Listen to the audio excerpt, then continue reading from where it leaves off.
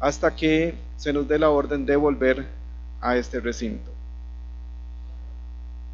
De nuevo, sean todos bienvenidos, reciban un cordial saludo de parte de la Junta Directiva del Colegio de Profesionales en Ciencias Económicas. La actividad de hoy, Crecimiento Inclusivo, Retos y Oportunidades para Centroamérica y República Dominicana.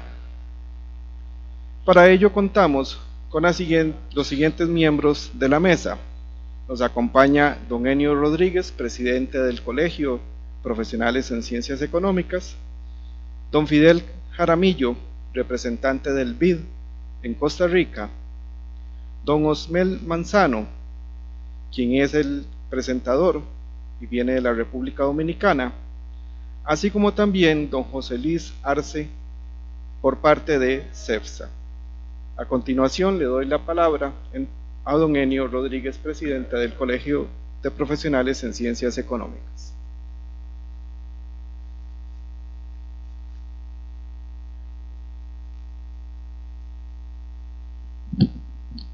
Muy buenas tardes. Me da mucho gusto presentar, darle la bienvenida a los amigos del BID, a esta su casa, amigos en lo personal y colegas nuestros que vienen hoy a presentar un trabajo que hacen para toda Centroamérica. Y con esto quiero recordar una frase que usualmente decía un querido expresidente del BID, que decía que el BID era más que un banco. Este estudio lo demuestra. El BID es más que un banco, en el sentido tradicional del término. Es también un banco de conocimiento, es un centro de pensamiento, de estudio académico riguroso y también un banco de mejores prácticas. Pasa estudiando políticas públicas, tiene experiencia en todos los países de la región y de esa manera puede diseminar a los países las mejores prácticas en políticas públicas que los países han tenido. Así es que para el colegio es un gusto que hoy nos presenten un tema por demás importante para la región y para Costa Rica en particular, el reto del crecimiento inclusivo. Así es que bienvenidos. Le doy la palabra a don Fidel Jaramillo.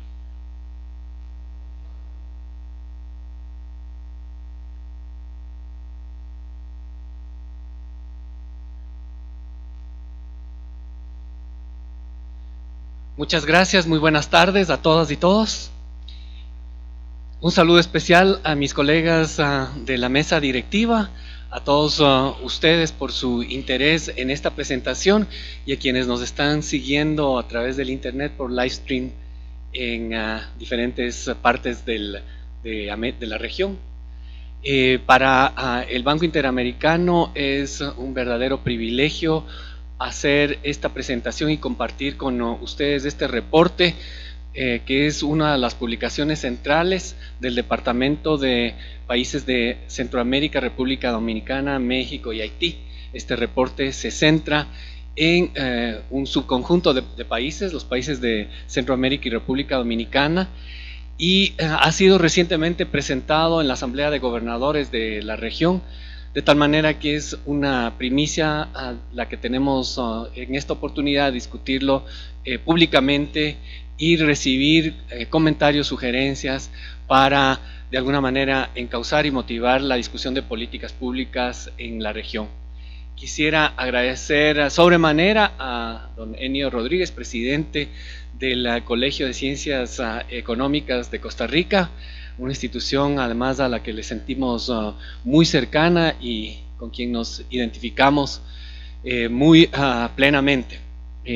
Muchas gracias esta oportunidad y esperamos que compartir ideas, propuestas y algo de la reflexión que ha venido haciendo el banco en estos últimos años sobre los desafíos de la región y sus aplicaciones a la coyuntura política y económica en Costa Rica que me parecen absolutamente oportunas.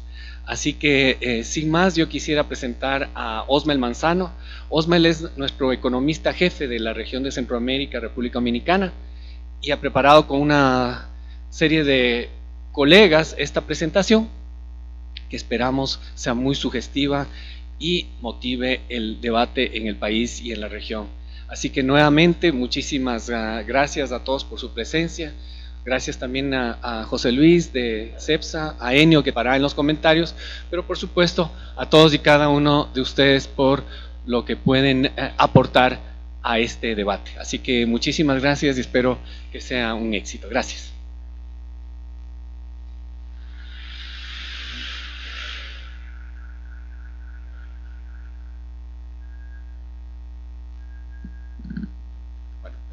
Muy buenas tardes. Quiero comenzar saludando a mis compañeros de mesa, al público aquí presente, a los que nos están acompañando a través de Livestream. Quiero en particular saludar a Enio, que hemos sido colegas en el pasado, peleando varias batallas ahí en la región, y ahora aquí en el Colegio de Economistas. Y además quiero decir lo grato que es para mí hacer una presentación aquí entre colegas. A veces cuando uno habla de estos términos en otros públicos, uno habla de déficit mellizo, mercado de factores, la gente no entiende. Aquí uno sabe que puede hablar con tranquilidad, que la gente sabe de lo que estamos hablando. Entonces siempre es un gusto poder compartir con un colega, ¿no? Entonces, como bien dice Fidel, este es nuestro reporte macroeconómico anual. Es un trabajo hecho en equipo. Quiero sobre todo agradecer a un compatriota de ustedes, Jordi Prat, que tuvo un rol importante en dirigir este esfuerzo. Este es un poco cómo estamos viendo la dinámica macroeconómica de Centroamérica, ¿no? La agenda del día de hoy, vamos a comenzar hablando un poco del contexto externo, que lo estamos viendo favorable, pero que pareciera que no se traduce a la región. Y de allí un poco tres retos que vemos que se derivan del contexto. El primero es el tema del crecimiento inclusivo. El segundo es la integración de los mercados de crédito en la región. Y el tercero es ya un poco cómo estamos preparados para enfrentar un entorno que es incierto en la región. Entonces, ¿qué estamos viendo en el contexto, ¿no? Si ustedes ven allí, ese gráfico tiene el ENVI. Ese es el ENVI para Centroamérica, ¿no? La línea anaranjada. Y como ven ustedes, hasta finales del año pasado había un sentimiento positivo hacia la región. O sea, los spreads de la región estaban por debajo del promedio de los mercados emergentes. Pero a partir de finales del año pasado, estos spreads ahora están similares o por encima de otros mercados emergentes, ¿no? Entonces, un sentimiento positivo, un sentimiento que los mercados veían bien en la región, como que ha ido cambiando, ¿no? Y ha cambiado esa perspectiva de la región. La línea azul es el spread de Costa Rica. Obviamente por razones de la situación fiscal de Costa Rica está por encima de los mercados emergentes, pero si vemos en términos de comportamiento de tendencia es también similar, o sea que se deterioró hacia finales del año pasado y de ahí se ha mantenido un nivel más alto, ¿no? Entonces, ¿por qué o cómo se explica ese cambio, si se quiere, de sentimiento negativo hacia la región, a pesar de que el entorno parece ser favorable? Ahí tienen ustedes la línea anaranjada, es cómo se veía el mundo en octubre del año 2016 y la línea azul es cómo se ve en octubre del año pasado. Y como ven, las perspectivas en general de crecimiento han mejorado para distintas zonas para el mundo en general y para distintas zonas del mundo. Entonces, el 2017 terminó siendo mejor de lo que esperábamos que iba a ser. Y por ejemplo, en los Estados Unidos, donde se terminó creciendo, quizás la última cifra que tenemos es que creció un poquito por encima de lo que se esperaba en 2.3, pero con cosas favorables para la región, como por ejemplo las importaciones no petroleras crecieron en 7%. Es decir, aquel famoso rebalanceo que se decía que iba a ocurrir, como que se está revirtiendo y están importando más los americanos.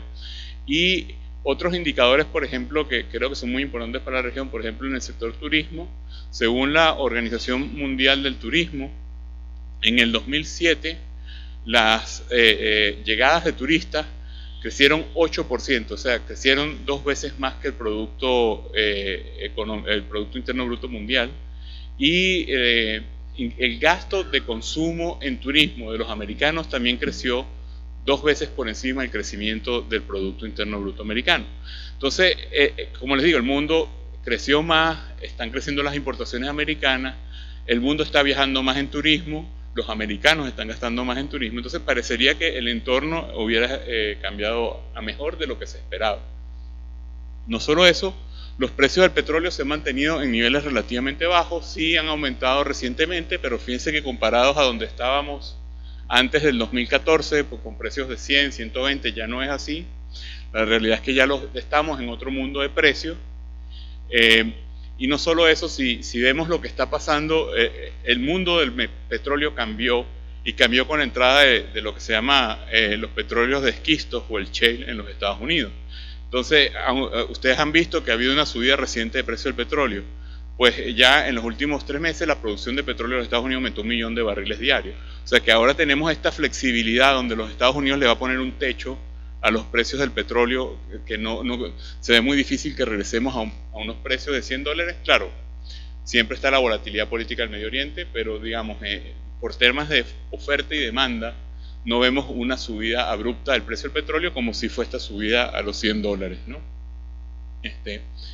Y si vemos hacia futuro, las revisiones de proyecciones de crecimiento, sobre todo estas son las de los Estados Unidos, estamos viendo que ha habido una revisión que no solo es que el año pasado fue mejor, sino que estamos viendo que este año va a ser mejor y el futuro va a ser mejor. O sea, hay una revisión hacia el alza de las expectativas de crecimiento del mundo.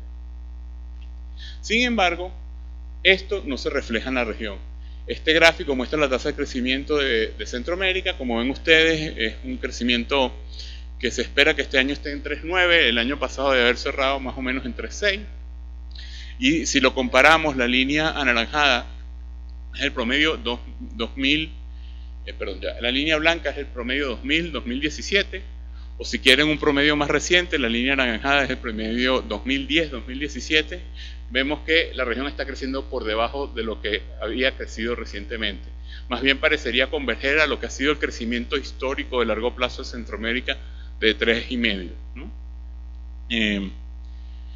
Y lo mismo es en Costa Rica, ¿no? Tenemos el crecimiento, sobre todo el año pasado hubo una desaceleración, y si ven ustedes un poco las predicciones que tanto dicen en el Fondo Monetario como en el programa macroeconómico del Banco Central, no se espera crecimientos mayores de 4, sino crecimientos en el orden de los 3,5, 3,6, ¿no? Entonces, ese mejor entorno no se está traduciendo en un mayor crecimiento para la región. ¿Por qué puede ocurrir esto? Nosotros pensamos que hay 2 razones. Una de ellas, que es distinto, digamos, al caso de Costa Rica, puede ser la parte del ajuste fiscal. Como ustedes saben, Centroamérica, y fue el caso de Costa Rica, tenía de hecho un casi balance fiscal en el 2007, viene la crisis financiera internacional, los gobiernos deciden hacer políticas contracíclicas. El problema fue que esas políticas se hicieron con gastos permanentes, con gastos de salario, de nómina, no, con la sola excepción de Panamá, que la principal fuente de aumento del gasto fue gasto de inversión. Y entonces recoger eso no ha sido, o ha sido muy difícil, ¿no? La región todavía hoy en día tiene un déficit de 2,3% en promedio de déficit fiscal, ¿no? Lo que, sin embargo, si ven ustedes, es que ya vamos como unos 3-4 años de una consolidación lenta fiscal progresiva, ¿no? Entonces nosotros pensamos que esta consolidación es en parte la que puede explicar por qué la región no está creciendo, o sea, no ha agarrado el rebote de la economía mundial, ¿no? Sobre todo los países que están haciendo consolidación fiscal lo están haciendo principalmente de dos maneras, ¿no? Mejoras en la administración tributaria, que yo creo que nadie tiene un problema con eso, o sea, hay que tratar de cobrar mejor los impuestos que ya tenemos, pero recorte el gasto de inversión, o sea, en la región ha caído muchísimo la inversión pública. Entonces, ese recorte probablemente es el que contribuye al menor crecimiento de la región. También creemos que es un problema de incertidumbre y yo voy a volver a ese tema más adelante, ¿no? Ahora, en Costa Rica obviamente no, la parte fiscal es distinta, ¿no? O sea, en Costa Rica más bien lo que hemos tenido es un deterioro del balance fiscal, ¿no? Eso se está traduciendo para el resto de Centroamérica en algo que nosotros vemos como positivo, ¿no? La región había tenido unos balances en cuenta corriente muy negativos, porque la región además era importadora de petróleo, entonces mucho del déficit en cuenta corriente tenía que ver con las importaciones de petróleo, ¿no? Pero fíjense ustedes que en un principio, cuando se da el colapso de precios, que cae la balanza negativa de petrolera, se hace más pequeña, fíjense ustedes que la cuenta corriente se mueve más lento, se abre una brecha, que hace un par de años nosotros presentamos el reporte y levantábamos, si se quiere, una bandera diciendo parte del ahorro petrolero se está gastando en importar otras cosas, ¿no? O sea, no estamos aprovechando este ahorro de menores precios, sino que parte lo estamos gastando en otras importaciones. Pero fíjense cómo se revierte eso en el último año, donde de hecho la balanza petrolera se deteriora un poquito por el aumento de los precios y más bien se sigue cerrando la cuenta corriente. Entonces, aquí nosotros en el banco hacemos estimaciones de sostenibilidad fiscal, sostenibilidad externa, y siempre nos da que el ajuste que hay que hacer en el lado fiscal es mucho mayor que el ajuste que hay que hacer en el sector externo. Entonces siempre hemos hablado de la dominancia fiscal, o sea, de estos déficits mellizos, donde cuando se haga el ajuste fiscal se va a arreglar el problema externo. O sea, el problema externo, si se quiere, se deriva del exceso de demanda derivado del problema fiscal. Y fíjense que un poco lo que se está viendo en Centroamérica es precisamente eso. En la medida que ha venido habiendo una consolidación fiscal, ha venido mejorando la cuenta corriente, sobre todo en los últimos 2 años. Eso, combinado con el hecho de que la inversión extranjera directa no ha parado de venir, hace que el sector externo, las perspectivas sean bastante positivas. O sea, por primera vez para Centroamérica, no para Costa Rica, la inversión extranjera directa más que cubre el déficit en cuenta corriente. Esto ya había sido tradición en Costa Rica, pero no en el promedio de Centroamérica. El año pasado, por primera vez para toda Centroamérica, la inversión extranjera directa más que cubre el déficit de cuenta corriente. Entonces estamos en unos niveles de déficit de cuenta corriente manejables. Entonces, digamos, si bien se estaba creciendo menos, hay los equilibrios macroeconómicos están regresando. Ahora, otra vez, como antes, no es el caso de Costa Rica. Si bien se ha cerrado la cuenta corriente, fíjense que el cierre es menor que el cierre de la balanza petrolera, o sea que quiere decir que en Costa Rica parte del ahorro petrolero se está usando para importar otras cosas, ¿no?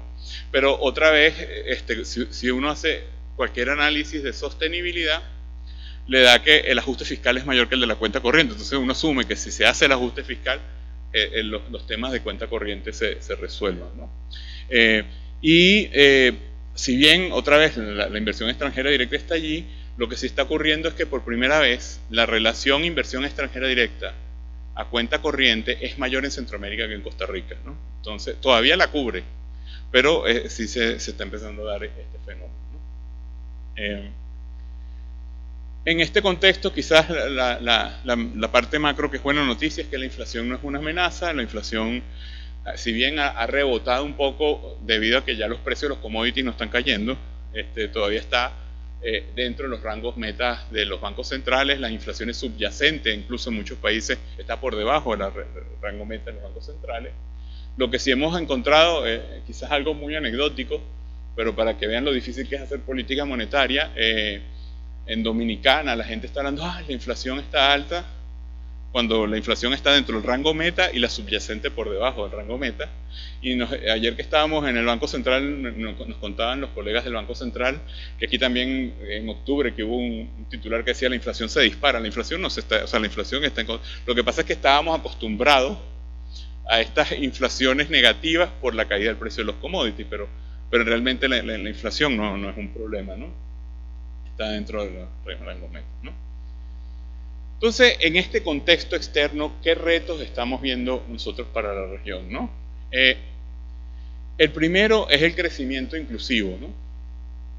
Está ampliamente documentado en general que a América Latina le cuesta reducir la pobreza con crecimiento, ¿no? Hay muchos estudios del BID, del Banco Mundial, de académicos internacionales como Horacio Tanasio en general que encuentran este problema de que como que la elasticidad pobreza-crecimiento en América Latina no es tan alta como en otras regiones del mundo, ¿no?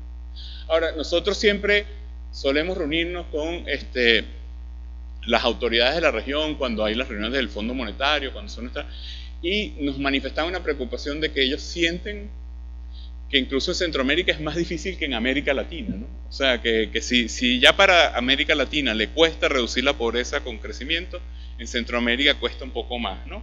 Entonces, esto no es una relación científica, ni mucho menos, pero ustedes tienen ahí crecimiento por quinquenio y caídas de tasa de pobreza, y la línea azul es toda América Latina y la línea anaranjada es Centroamérica, y fíjense que la línea de Centroamérica sí está por encima de la línea de América Latina, o sea, que quiere decir que en efecto en Centroamérica parecería que para reducir la pobreza se necesita crecer más, ¿no? Ahora, esto es una relación, digamos, casual, en un gráfico, pero Miguel Sekeli, que estuvo en el gobierno de México, trabajó un tiempo en nuestra área de research, ahora está trabajando en la Academia Mexicana, nos ha hecho estudios ya para 7 países de la región, y en su estudio, donde hace un benchmarking con América Latina, sí encuentra que los países de Centroamérica tienen problemas en la área que él llama oportunidades productivas. Estos son diagnósticos sociales que él hace, y uno de los factores que él estudia para ver para ver los temas de pobreza y reducción de pobreza, ve salud, educación, ve todo lo que es el ciclo de vida de la persona y las distintas políticas en el ciclo de vida, de educación, salud y oportunidades productivas. Y él sí ve que Centroamérica, los países que él ha estudiado, con respecto a América Latina, tiene problemas en temas de oportunidades productivas. O sea, que esta relación causal y que está en la mente de los hacedores de política parecería ser corroborada con estos estudios que se han hecho país por país sobre el tema del crecimiento. Entonces hay un reto de cómo hacer el crecimiento inclusivo. Un segundo reto u oportunidad es el tema de la integración. El segundo socio comercial de la región después de los Estados Unidos es la propia región. Entonces ahí hay una oportunidad importante.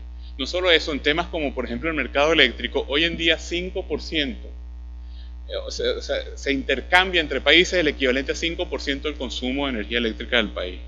Para darles una referencia, esto puede pasar por ejemplo en acuerdos bilaterales, qué sé yo, Argentina, Chile, Paraguay, Brasil. Hay acuerdos donde se puede intercambiar 5%, pero nunca existe, o sea, esto es único en la región en que sea un contexto multipaís, o sea que 5% de un mercado de varios países provenga de un intercambio eléctrico, ¿no? Y eso demuestra también los avances en la integración que tiene la región. O sea, aquí hay una oportunidad importante, pero como voy a discutir en detalle más adelante, hay mucha tarea pendiente que hacer.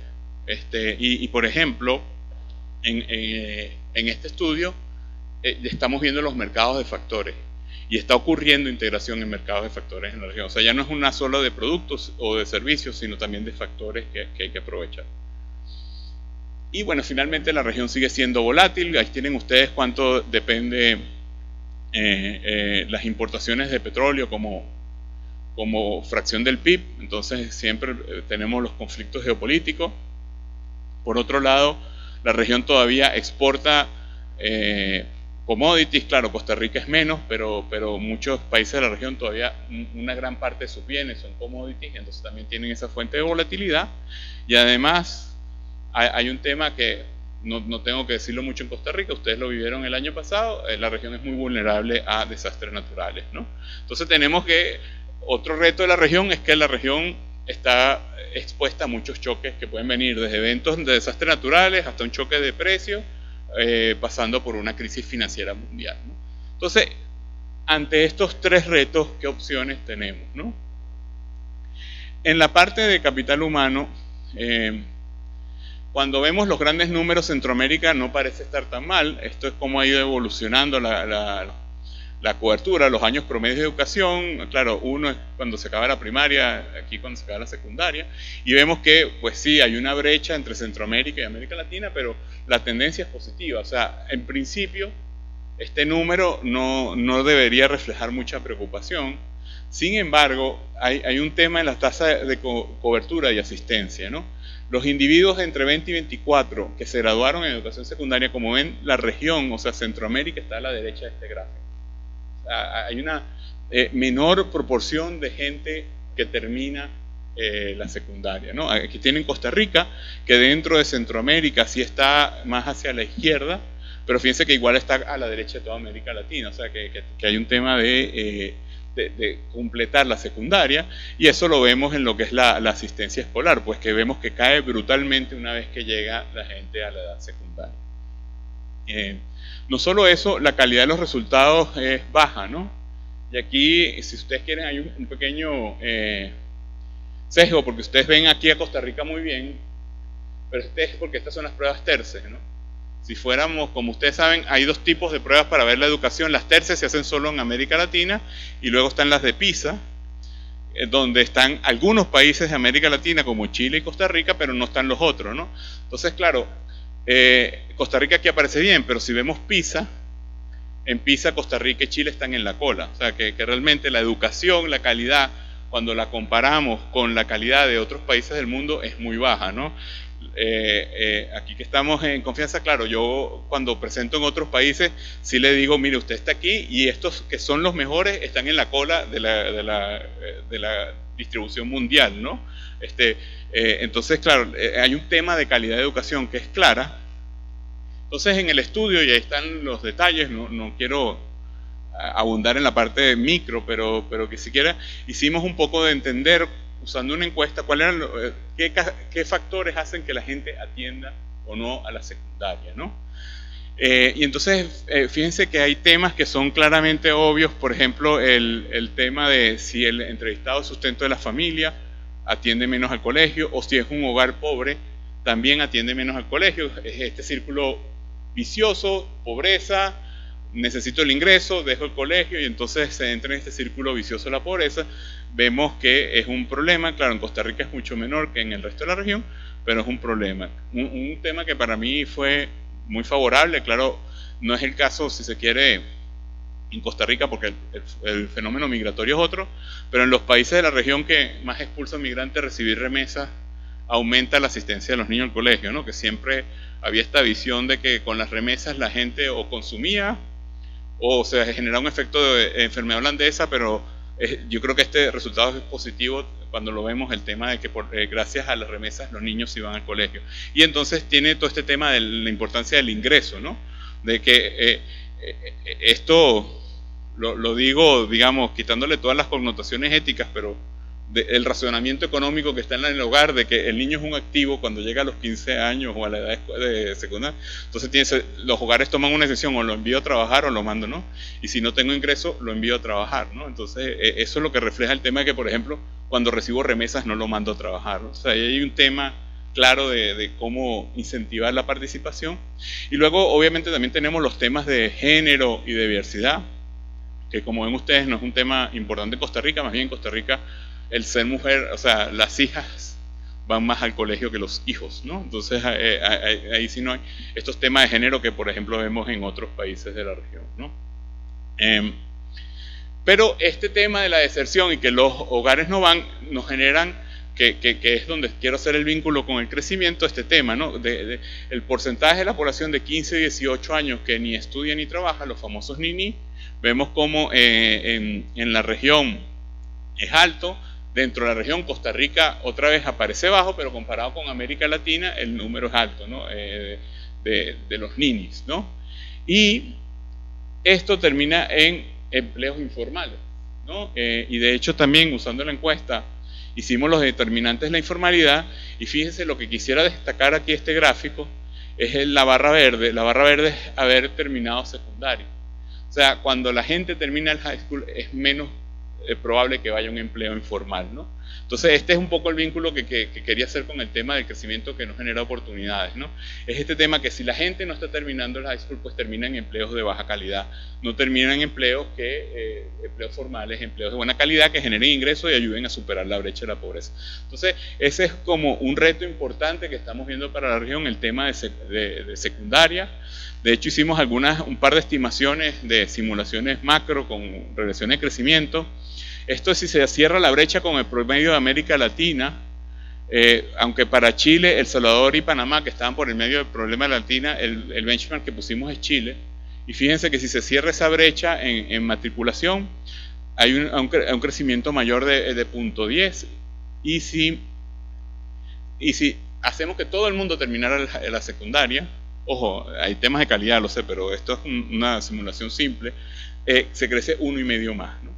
Entonces esto pone en relevancia la importancia que es, o sea, tiene doble causalidad, hace el crecimiento más inclusivo y genera más crecimiento. Entonces el tema de educación secundaria es importante en el tema de capital humano y entonces aquí es importante también pensar que estamos en un nuevo mundo. Entonces hay que pensar que quizás ya no es la educación secundaria tradicional, pero pensar en educación técnica y sobre todo la educación, los sistemas duales, que es hacia donde está avanzando todo el mundo, o sea, porque hay nuevas tecnologías, o sea, ya esto no es aprender lo tradicional, la educación clásica, es aprender habilidades para el trabajo, ¿no? Otro reto que nosotros vemos es que la región se está integrando más. En el libro cubrimos el tema de la integración financiera, ¿no? Un tema que queríamos entender es un poco si había mayor convergencia y si esto nos afecta a la exposición. Entonces generamos, no quiero aburrirlo con los detalles, está en el libro, un ciclo común centroamericano. ¿Cuál es el ciclo económico común centroamericano? Y en base a eso, cómo se correlacionaban las variables de crédito. Un tema que hay que destacar de la región es que la participación de la banca extranjera se ha mantenido estable. La línea verde es incluyendo Dominicana, porque en Dominicana se ha habido retiro, entonces afectaba el promedio, pero si quitamos Dominicana y vemos solo Centroamérica, se ha mantenido estable. Pero un tema interesante es el cambio de composición. Aquí tienen la retirada de los bancos americanos, un poco por todos estos temas de compliance, de cumplimientos de regulación anti-money laundering, pero la entrada de los bancos colombianos, ¿no? Entonces ha habido un cambio de actores en la banca. Esto es el caso de Costa Rica, tienen lo mismo, pues una participación estable y el cambio de composición accionaria. Y entonces cuando hicimos la correlación, encontramos que ha aumentado, en particular la correlación de los créditos, o sea, los ciclos, porque vimos ciclos, por ejemplo, de la relación crédito-activo, ciclos de cartera vencida, ciclos de márgenes financieros, y el ciclo que más se ha correlacionado son los ciclos de crédito. O sea, hay cada vez mayor correlación de los ciclos de crédito dentro de dentro de Centroamérica, ¿no? Y vimos los determinantes y claramente está que determina que haya mayor convergencia, obviamente convergencia en la actividad real, cómo yo estoy relacionado a los socios comerciales comunes, o sea, si Costa Rica y Nicaragua tienen los mismos socios comerciales, los ciclos de crédito se parecen mucho. La integración financiera con Colombia, o sea, quiere decir que este cambio de accionistas sí está teniendo un impacto un poco en cómo se mueven los ciclos financieros y el crecimiento del crédito. Entonces, este estudio complementa otro que quisiera destacar, que hicimos de los mercados de trabajo. La convergencia salarial en América Central está por encima de la de toda América Latina. Entonces, lo que estamos viendo en la región es que, ya les dije antes, mercado de bienes es el segundo socio, mercado incluso de electricidad, servicios, y ahora estamos viendo que en el mercado de factores está aumentando la correlación. Entonces quiere decir que aquí está ocurriendo una integración de facto, aunque quizás de jure no vayamos al mismo paso que la integración que está ocurriendo de facto, ¿no? Y entonces, bueno, precisamente las batallas que peleábamos con Enio, todavía en la región sabemos que hay temas como los famosos 17 kilómetros por hora que hay que ir desde Guatemala hasta Panamá, ¿verdad?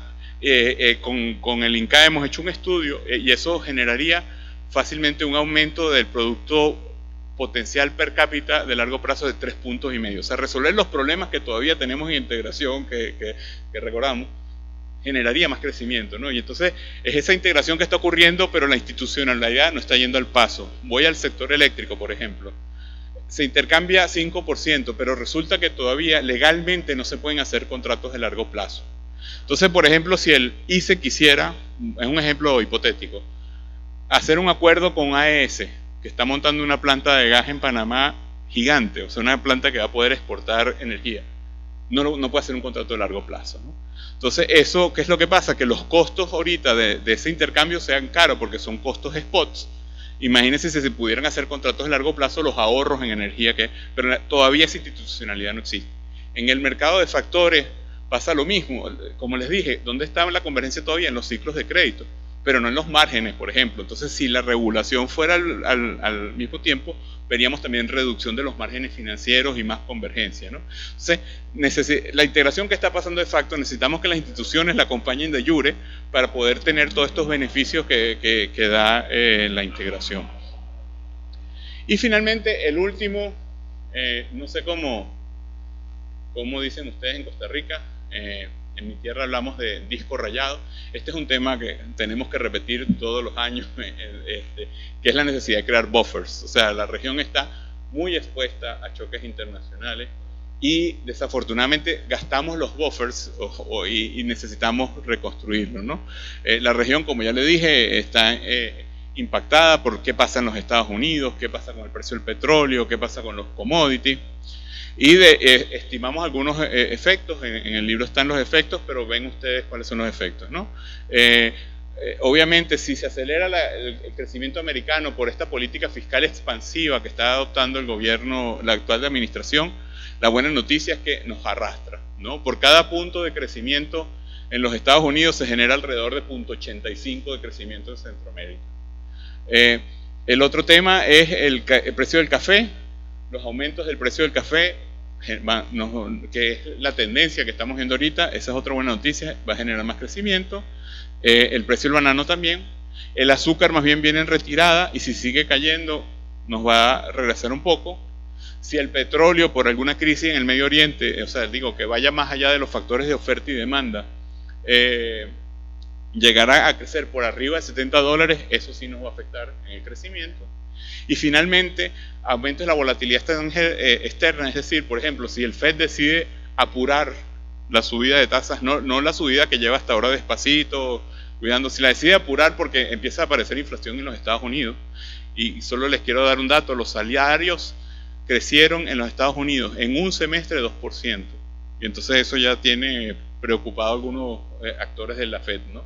Entonces, si de repente se decide acelerar, o toda esta volatilidad de los mercados, eso sí nos va a arrastrar negativo a la región, ¿no? Entonces, la región está expuesta a todos estos choques, y además tenemos temas de cosas que hace 3 años o 2 años no pensábamos, ¿no? Con el INCAE estamos haciendo este estudio. ¿Qué pasaría si se cierra CAFTA?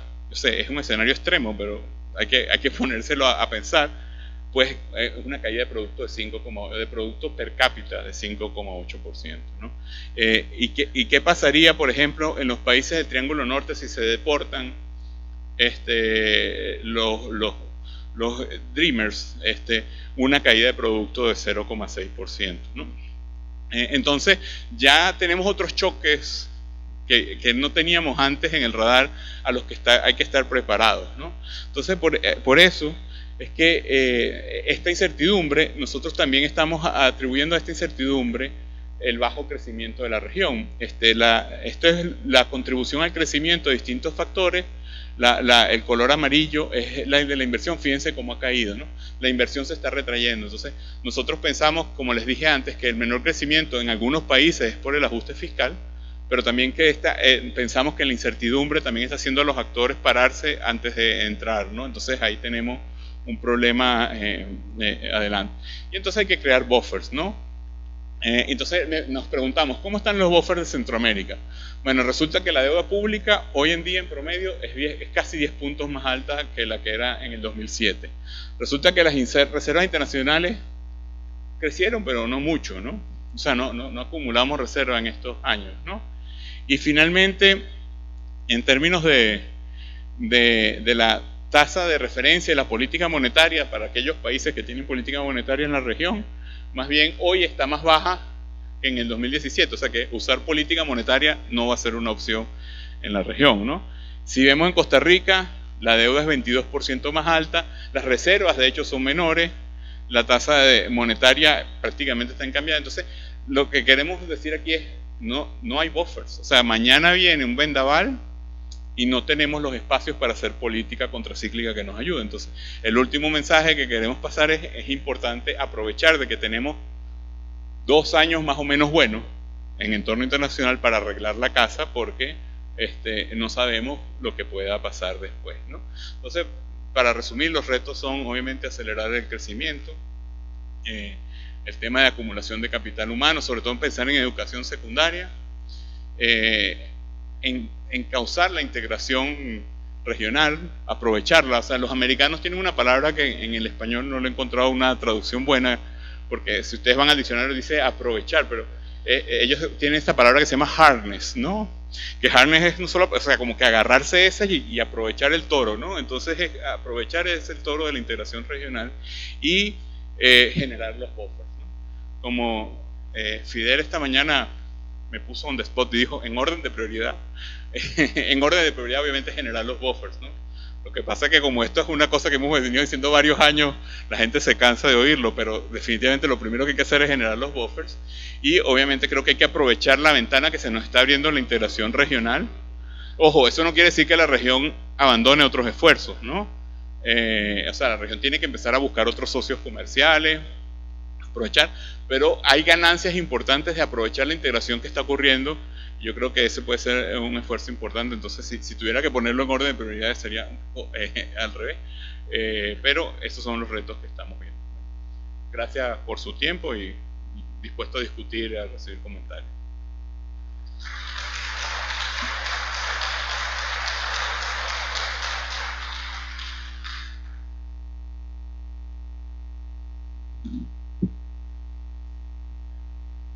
Quiero empezar diciendo que el documento del BID, que se puede bajar, el enlace está disponible en la invitación, es muy bueno, pero Osmel lo hizo todavía mejor. Se sacó varios datos de la manga y relaciones que no están en el texto, así es que Osmel está todavía mejor que el texto. Efectivamente es un texto interesante que vale la pena leer. Las conclusiones muy claramente las resumió Osmel. Tenemos perspectivas como región de crecimiento moderado, pero expuesto a factores externos y sin buffers, sin campo, sin margen de maniobra. Costa Rica particularmente vulnerable por el tema del déficit fiscal. Esa proyección y análisis de coyuntura creo que es indiscutible. Tal vez algunos comentarios puntuales sobre otras recomendaciones del estudio. El crecimiento, anota el documento, no es inclusivo, lo cual significa que no disminuye la pobreza ni mejora la distribución del ingreso. Y eso lo detallo porque regreso a retomar la importancia de ese punto, particularmente para Costa Rica. En el análisis de ese fenómeno o ese gran desafío que tiene Centroamérica, el estudio recomienda y hace un análisis cuidadoso y multivariable sobre los factores que afectan la acumulación de capital humano, que es claramente una de las variables. Recomienda la integración regional y la necesidad de generar decisiones políticas, tema que está más desarrollado en el texto que lo que hizo Osmel, en el sentido de que se necesita generar el ambiente para tomar decisiones importantes, tanto para crear los buffers como para cambiar el patrón de crecimiento no inclusivo.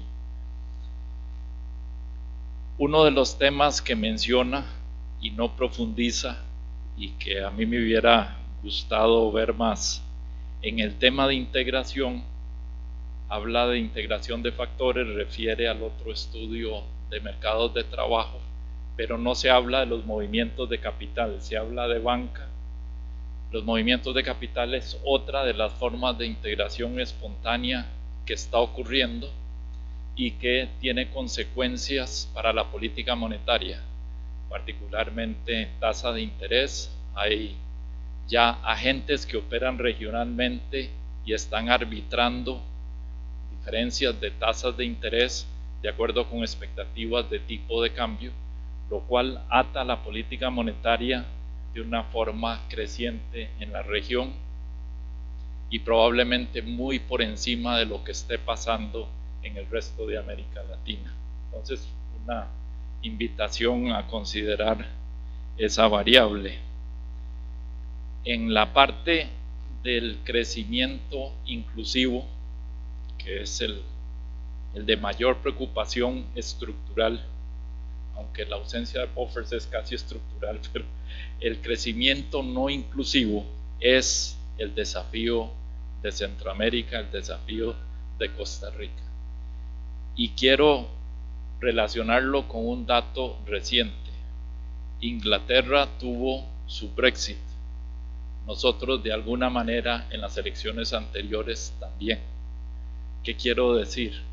Hay una correlación altísima entre los cantones que tienen mayores niveles de pobreza, menores niveles de escolaridad y mayores niveles de informalidad, y el voto por un partido que nunca ha tenido opción de gobierno, que nunca ha estado en gobierno. Entonces, los tres partidos que han tenido opción de gobierno desde los años 40, 49 en adelante, fueron apaleados por un partido sin representación, y es un partido. Entonces está el argumento religioso y está el argumento del fallo de la Corte Interamericana, pero de alguna manera coincide estructuralmente que dominó en las costas, dominó fuera del área central, dominó en las áreas marginales de las grandes ciudades. Así es que fue una manifestación de un Brexit de la falta de crecimiento inclusivo. Ahí tenemos lo que alguien podría llamar una revolución silenciosa de los excluidos. Lo digo para llamar la atención al título que nos está trayendo el BID, porque además tiene consecuencias políticas cuando no se atiende como debe ser, y se van acumulando las frustraciones, se va acumulando la desesperanza. Habiendo dicho eso,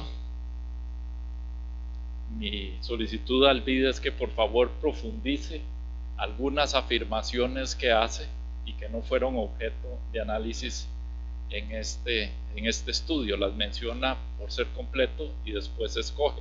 Se concentra en la acumulación de capital humano y menciona rápidamente los temas de composición sectorial, rigideces del mercado formal, de los mercados formales.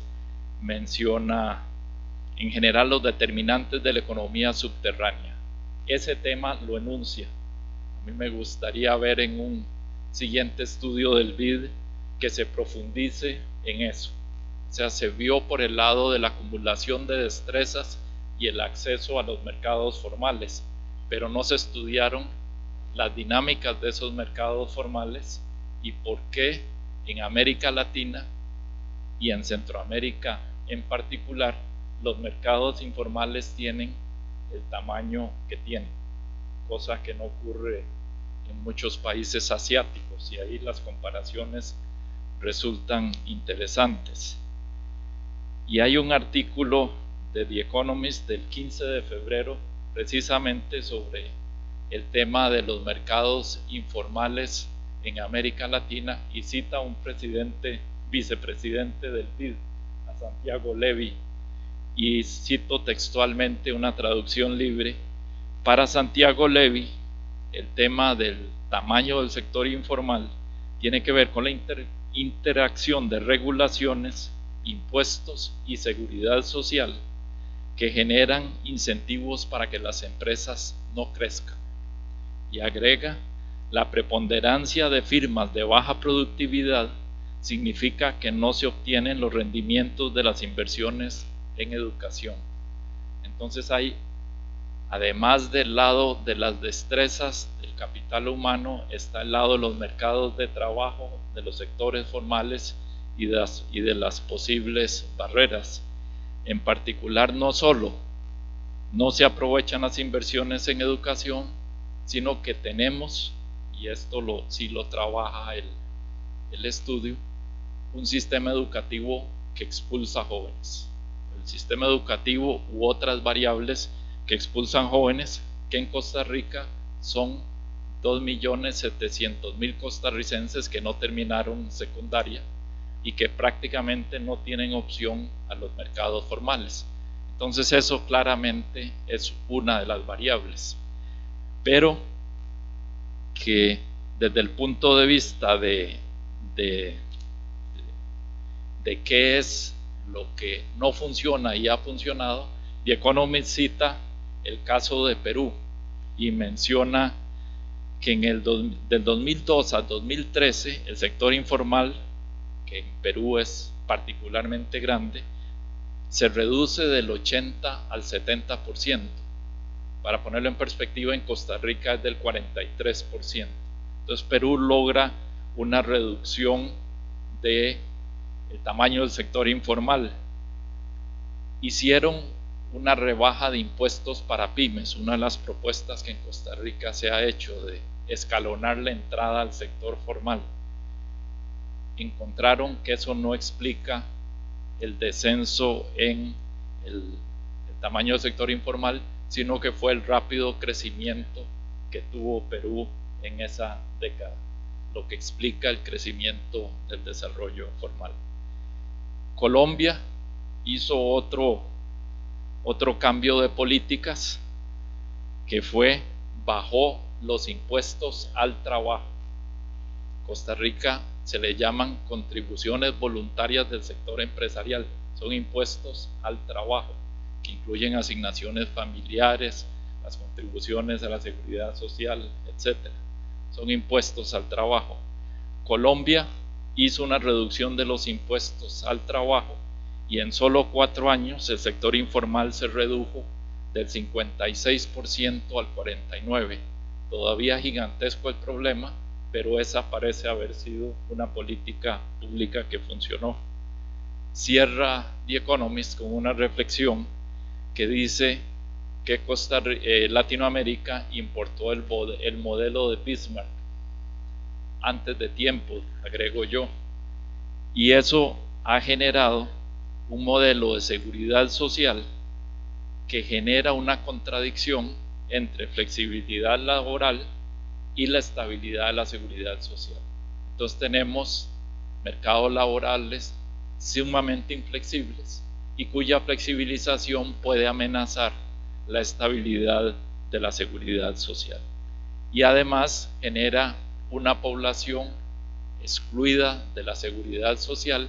En Costa Rica se universalizaron los seguros, el acceso al seguro médico, de tal manera que no hay problema por ahí, pero sí hay un problema muy serio por el lado de las pensiones, porque al no haber cotizado quienes están en el sector informal, llegan a la vejez y ahora tenemos un problema creciente de personas adultas mayores en condiciones de pobreza, y que esto va a venir en crecimiento en los años que vienen. Entonces ahí tenemos temas para reflexionar: cómo mantener la protección social universal mientras se define o se flexibilizan mercados laborales, además de la simplificación de trámites, además de la simplificación de impuestos. Costa Rica es uno de los países en donde se gasta más tiempo en pagar impuestos. Las empresas del sector formal gastan en promedio una persona por año dedicada solo a preparar impuestos. Ese es estamos en uno de los rankings más bajos del mundo en los indicadores estos del Banco Mundial. Entonces, bueno, planteo la reflexión de por qué ese tamaño del sector informal, cómo entrarle por el lado de las destrezas, cómo entrarle por el lado del capital humano, pero también cómo entrarle a los mercados laborales, a los mercados de factores, qué es lo que está fallando en América Latina, que en otras regiones no falló y de la cual Centroamérica y Costa Rica no escapa, y que debemos encontrar soluciones a esto.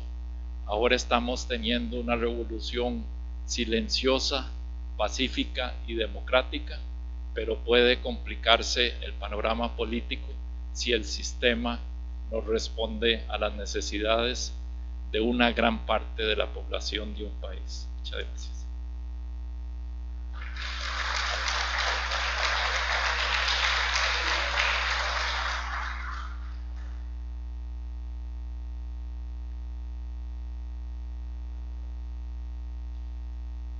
Buenas tardes, muchas gracias. Primero agradecer que me hayan invitado a conversar con ustedes y a comentar un poco algunos de los elementos o conclusiones del estudio.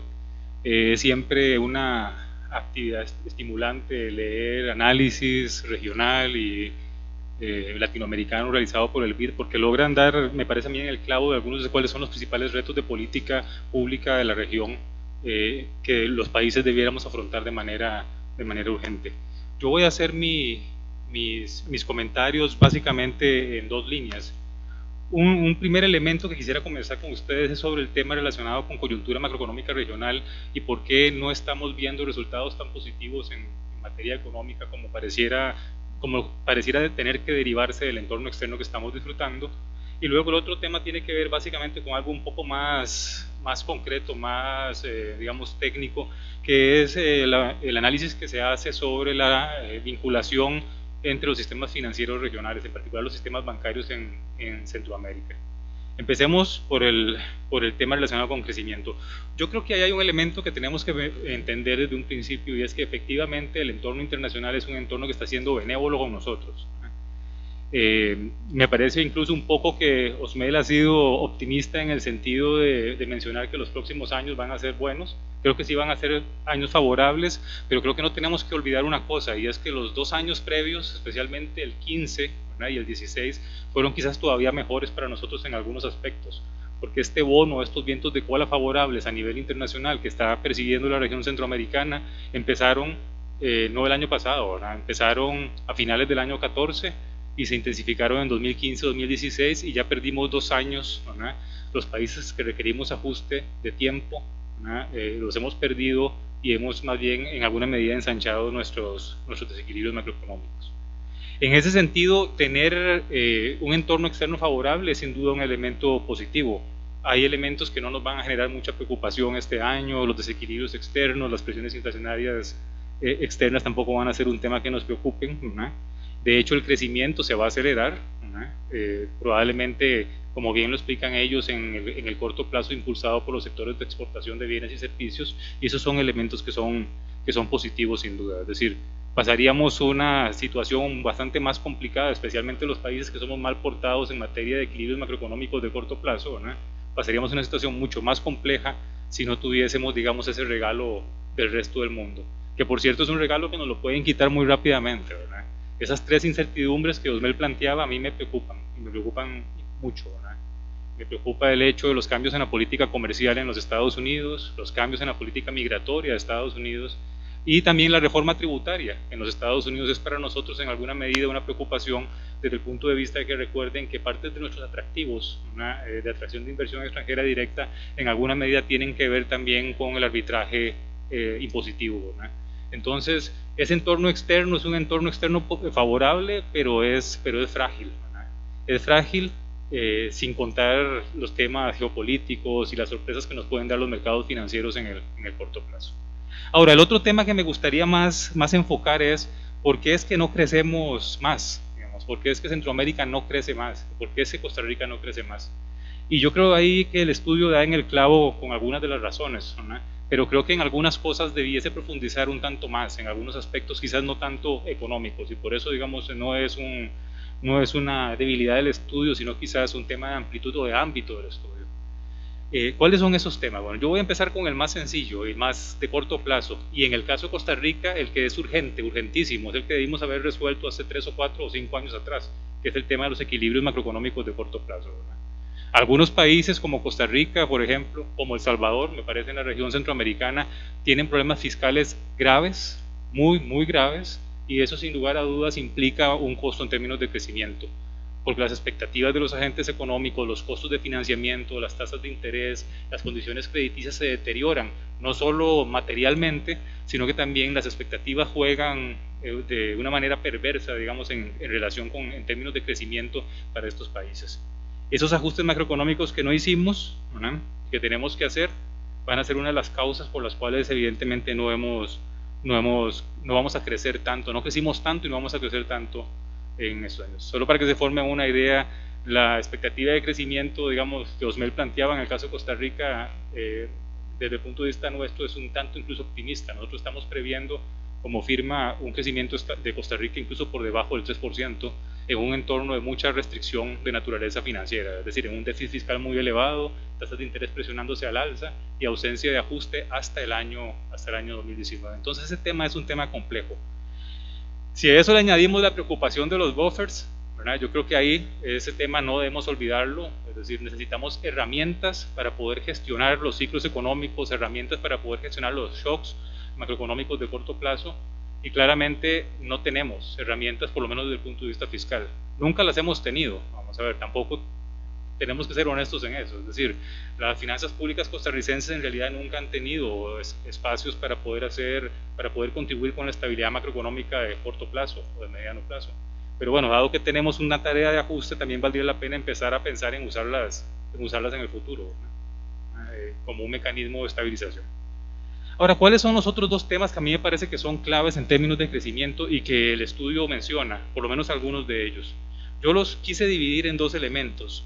Un primer elemento que yo llamaría factores estructurales, ¿verdad?, y es que algo que no tenemos que perder de vista es que en la región centroamericana, incluyendo Costa Rica, cuando el crecimiento es generado por el sector externo, hemos estado percibiendo sistemáticamente una cierta desacople de la actividad económica doméstica, que tiene que ver, yo creo, básicamente con un tema que hemos dejado de lado, ¿verdad?, y es la necesidad de establecer mecanismos y políticas públicas que traten de encadenar el resto de la economía con el crecimiento de las actividades de exportación.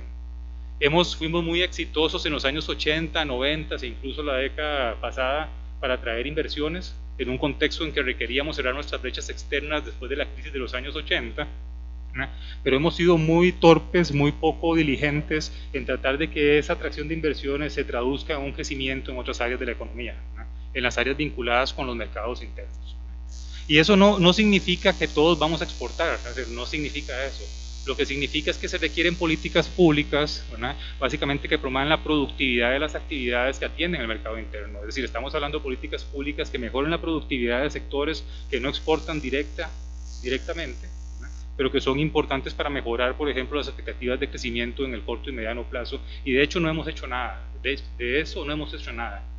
Fue mala palabra después de la crisis de los 80, para algunos sigue siendo mala palabra, y los pocos esfuerzos de políticas públicas en esa materia, la verdad, son muchas veces ocurrencias desfasadas en el tiempo, ¿verdad?, o incluso, digamos, proteccionistas en algunos países de la región, incluyendo desgraciadamente también Costa Rica. Entonces, yo creo que una primera tarea que no nos va a resolver el problema de corto plazo, pero que tenemos que plantearnos, y que ustedes estoy seguro que lo han pensado y de hecho lo queda claro en el documento, es la necesidad de articular políticas de desarrollo productivos modernas, innovadoras e inteligentes, ¿verdad?, para poder crecer más hacia futuro. Y en eso estamos ayunos en la región y especialmente en Costa Rica desde hace bastante tiempo. El otro elemento es un tema que ya Enio mencionaba, ¿verdad? Yo le puse un nombre más genérico, ¿verdad? Y es los factores institucionales y políticos, ¿verdad? Como región, digamos, estamos viviendo una época, vamos a ver, yo diría que compleja, la primera crisis de legitimidad democrática o de crisis política después de la recuperación, por ejemplo, del periodo de la guerra civil de los años 80 y 90, ¿verdad? Es decir, nuestros países están siendo enfrentados a una realidad política compleja, descrédito de sus instituciones, problemas de representación, casos que afectan la credibilidad en el sistema democrático, ¿verdad? Si a eso le sumamos además los problemas de exclusión económica y social y la ausencia de políticas que promuevan no solo la reducción de la pobreza, sino también que promuevan sobre todo la igualdad de oportunidades, ¿verdad? Eso es un cóctel muy explosivo, ¿verdad? Lo hemos visto en Guatemala en los últimos 2 o 3 años, hemos visto problemas institucionales gravísimos, por ejemplo en Nicaragua, en Honduras, ¿verdad? Hemos visto, por ejemplo, las manifestaciones en nuestro proceso electoral interno en el sentido de un reclamo de sectores importantes de la población en el sentido de que se sienten o no representados o se sienten excluidos del crecimiento de las áreas dinámicas, y eso se refleja en las elecciones, se refleja no solo en las elecciones, sino que además se refleja en nuestras reglas y nuestras normas y sobre todo nuestra capacidad de convivir como sociedad en el futuro, y eso tiene un costo económico. Es quizás un poco cínico decirlo, puede sonar muy cínico, pero tiene un costo económico, tiene un costo en inversión, tiene un costo en crecimiento. Si esos temas no los enfrentamos, ¿verdad?, tampoco vamos a poder crecer más en el futuro y crecer más equitativa y con justicia. Y esas son tareas que son complejas, porque tocan un tema que no ha avanzado la región y que no ha avanzado Costa Rica durante muchas décadas, y es reforma política, ¿verdad? Es decir, avanzamos en reformas políticas, en reformas económicas después de los 80s, continuamos haciéndolas en los 90s, pero las reformas al sistema político no se presentaron, ¿no? Y esas reformas al sistema político nos están pasando una factura en términos sociales y nos van a pasar una factura en términos económicos. Entonces, sin duda ese elemento yo creo que es otro factor que como región nos afecta, y a Costa Rica incluido también nos estaría afectando. ¿Cuál es la parte complicada de esto? Bueno, vamos a ver. Los temas fiscales y de la estabilidad macroeconómica de corto plazo, aunque dolorosos y complicados, son relativamente fáciles de resolver. Son relativamente fáciles de resolver, la verdad, siendo sinceros. Pero los temas, por ejemplo, de reforma política y los temas que tienen que ver con aumento en la productividad, políticas públicas de desarrollo productivo efectivas, innovadoras, esos son más difíciles, ¿verdad?, no tanto de concebir o de implementar en el papel, son más difíciles, digamos, de que sus efectos se perciban con rapidez, ¿verdad? Y por lo tanto, entonces eso implica que si queremos estar mejor en los próximos 5 o 10 años o 15 años, ya deberíamos haber empezado a trabajar hace 5 años atrás o más. Entonces ahí hay un tema me parece a mí que es complejo.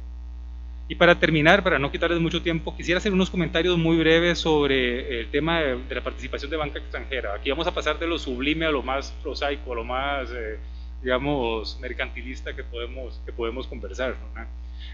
Ahí a mí me parece que el estudio, y esto ya es un tema un tanto más académico, ¿verdad?, a mí me parece que el estudio quizás sobreestima un tanto la importancia de la propiedad extranjera de bancos en la región, ¿verdad?, en el sentido de que considera que esa propiedad implica una gestión o una estrategia común a nivel regional, ¿verdad? A mí me da la impresión que todavía nuestros bancos regionales, ¿verdad?, y nuestros bancos extranjeros que operan regionalmente no tienen esa visión de operación regional conjunta, ¿verdad?, sino que se mueven básicamente como subsidiarias independientes. Entonces, en ese sentido, a veces cuando vemos, por ejemplo, los ciclos de crédito, probablemente lo que estamos viendo es más bien un elemento que tiene que ver con otra cosa que está detrás, más que, por ejemplo, elementos relacionados con las condiciones macroeconómicas colombianas recientemente o con las de otros países que son de donde proviene el capital de los bancos locales, ¿verdad? Y me parece que esas condiciones tienen que ver sobre todo con las corrientes de capital internacionales, ¿verdad? Es decir, tienen que ver sobre todo con los periodos de afluencia de capital a la región que se terminan intermediando muy rápidamente en los sistemas financieros locales y que terminan entonces reflejándose en expansiones crediticias muy intensas, más que en temas que tengan que ver necesariamente con la propiedad de la banca local.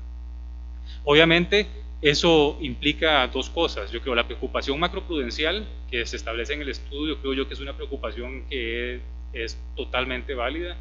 Tenemos que preocuparnos por esas expansiones de crédito aceleradas y por esas contracciones de crédito aceleradas, nos pueden meter en muchos problemas, ¿verdad?, como han metido otros países y nos han metido a nosotros también en el pasado, pero probablemente vamos a tener que buscar la fuente de esos problemas más que en la propiedad del sistema bancario, ¿no?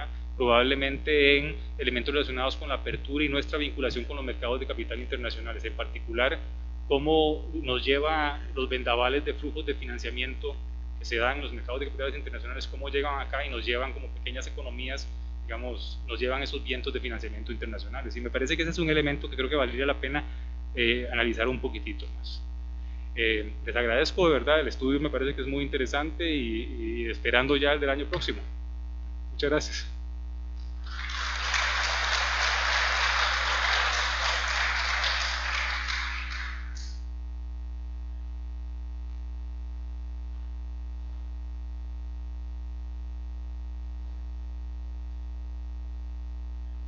Vamos a abrir a una sesión de preguntas. Vamos a recoger varias para que después Osmel pueda referirse a ellas. Gracias, buenas tardes. Dos dudas, o una duda y una pregunta específica. Cuando usted hace referencia al petróleo, ¿no hace referencia tampoco a los derivados o solamente estamos hablando de petróleo? Esto por cuanto evidentemente otro commodity importante es el gas natural, y aquí en Costa Rica este gobierno y otros anteriores insistentemente han negado la posibilidad de entrarle al gas natural, que evidentemente ayudaría muchísimo a la economía de Costa Rica y a la economía de Centroamérica por una cuestión de costos. No es ningún secreto que un barril de gas natural cuesta la sexta parte, puesto aquí en Costa Rica, de lo que cuesta un barril de petróleo. La sexta parte. La diferencia de precios es abismal, por lo tanto los costos finales, la diferencia sería abismal. Y nos seguimos negando esa posibilidad. Por otro lado, pues usted incluye ahí el café como un producto importante, y sabemos que en el caso de Costa Rica por lo menos ahora anda como por el lugar número 9 o 10 de los productos importantes de Costa Rica, o sea, dejó de serlo desde hace rato. Hay otros productos más importantes y los servicios son uno de ellos, y Costa Rica pues tampoco ha hecho intentos, pero tampoco ha sido importante lo que se ha realizado. Y por último, pues don Enio tocaba un factor importante que es la simplificación de trámites, porque que yo no sé si lo tocará más en profundidad el documento que voy a leer con mucho interés, o si será para otros estudios posteriores. En el caso de Costa Rica, venir a pretender poner una empresa o invertir se vuelve entre una carrera de resistencia y de obstáculos. Es un poco de ambas.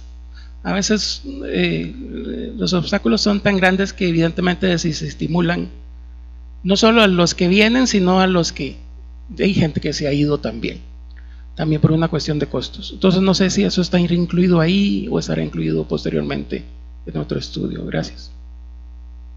¿Una otra pregunta? Ricardo. Ricardo.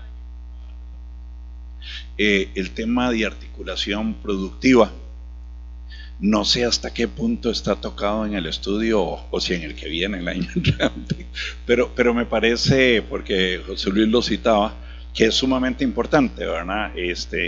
Acá la articulación productiva es muy débil, no solo en Costa Rica, y hay ejemplos de éxito en América Latina que pueden ser útiles y en el resto del mundo. Señor Fallas.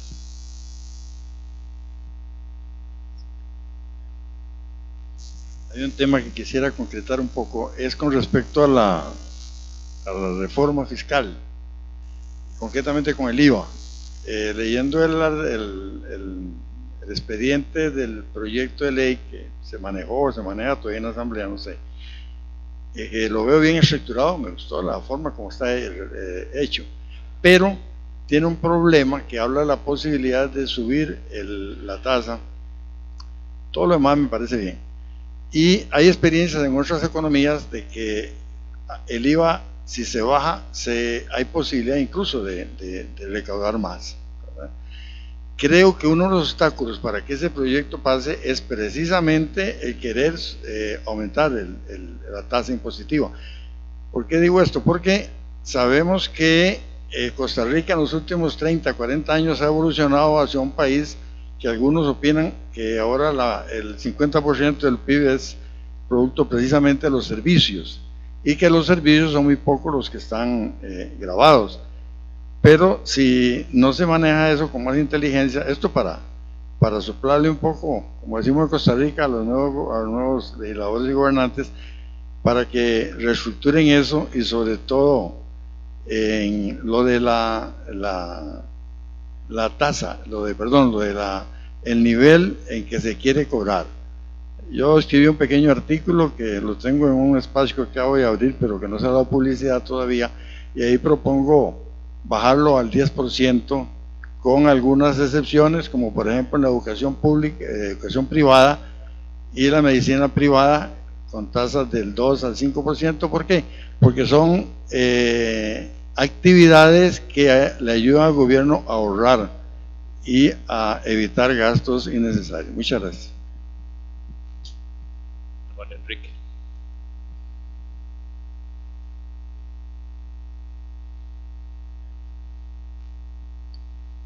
Muchas gracias. Muy interesante todas las estadísticas que nos presentan, pero cuando yo me pongo a leer el título, habla de retos, oportunidades y una palabra que me preocupa: inclusivo. Y realmente en las estadísticas creo que no se pueden ver. Estamos asistiendo a un cambio bastante radical para que dejemos de depender de lo que siempre exportamos. Hablamos ahora de servicios, hablamos ahora de conocimiento, hablamos ahora de creatividad. Y creo que como costarricenses deberíamos estar orientados a desarrollar una educación, como bien vos lo dijiste, Enio, diferente. Pero seguimos haciendo más de lo mismo. Y como decía Einstein, sinónimo de estupidez humana es hacer una y otra vez las cosas de la misma manera, buscando resultados diferentes. Yo creo que en algún momento tenemos que romper con esto. La historia no explica el futuro se crea haciendo cosas diferentes. Y quisiera aquí contar un cuento. Cuando Enio y yo trabajamos en el ICE, en una oportunidad hicimos una proyección en telecomunicaciones y nos dio un número X, y nosotros felices porque tenía todas las características técnicas que da un modelo estadístico económico. Llegó el gerente, que era Toño Cañas, y nos dice: no, eso a mí no me gusta, eso está aquí, yo quiero que esté aquí. Eso es lo que hay que hacer. Nosotros cuando nos volvimos un poco aburridos, ¿verdad? Pero si la técnica dice que por ahí va toda la cosa, ¿verdad? No, la técnica de ayer. El asunto, ¿cuál es la técnica para mañana? ¿Cómo vamos a medir todo este tipo de cosas? Porque nos vamos a enfrentar a situaciones donde hay cosas que son cualitativas y no pueden ser cuantitativamente puestas en un gráfico, o se puede poner de una manera artificial. Yo creo que es importante que pensemos un poquito en cómo podríamos nosotros adelantarnos a todo lo que se está dando en el mundo, que donde todo el mundo quiere estar, pero nadie sabe cómo hacerlo. Y creo que la educación es un elemento muy importante, pero va a tener que recibir un cambio radical de paradigmas. De la misma manera como lo estamos haciendo, no funciona. Y para terminar, dos cosas para que vean ustedes lo que hemos estado haciendo. Un día de la Nación, creo que el lunes, decía que el Ministerio de Obras Públicas y Transporte iba a quitar controles para que el sistema pudiera avanzar más rápidamente. Yo me pregunto, ¿qué tipo de administración pública tenemos? Porque yo no me contentaría simplemente con mejorar trámites. No, hay que hacer una reingeniería completa de lo que estamos haciendo, e incluso hasta de los mismos principios del principio de legalidad. Entonces, estas cosas deben obligarnos a pensar que tenemos que cambiar radicalmente lo que estamos haciendo. Tenemos que pensarlo de una manera diferente. Ya la manera que ayer dio resultado, tenga seguridad que no va a dar hoy. Entonces, cuando yo veo crecimiento inclusivo, no veo lo inclusivo por un lado. Es decir, ¿qué vamos a hacer para que sea inclusivo? ¿Cómo hacemos para que todas estas gentes que votaron de cierta manera en las elecciones pasadas se sientan incluidos en este proceso? Porque no es un asunto de volver otra vez a darles más, a regalarles más y más bonos. No, eso no funciona. Tenemos que inventar las cosas de una manera diferente. Entonces, creo que el tema se las trae y me gustaría saber más sobre los retos y las oportunidades. Solo quiero hacer una aclaración en defensa de la técnica.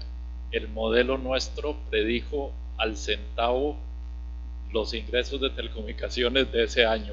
Falló el gerente.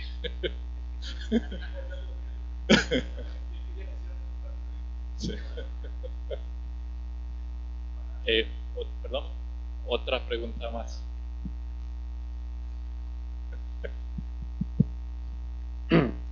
Sí, yo tengo unas dudas respecto al estudio.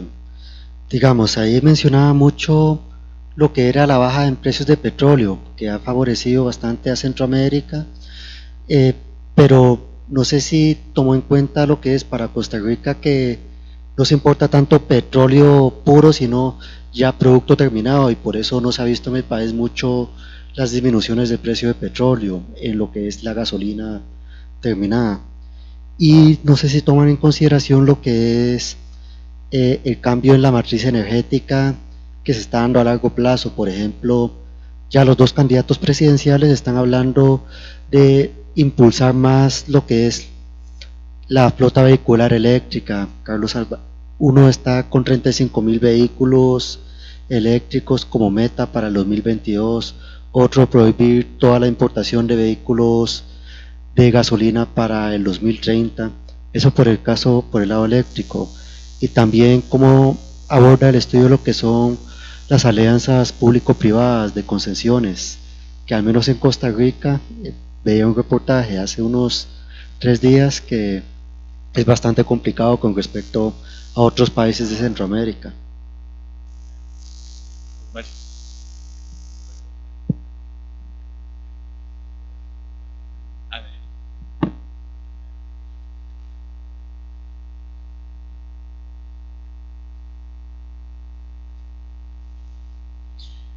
Bueno, en primer lugar quiero agradecer todos los comentarios, preguntas.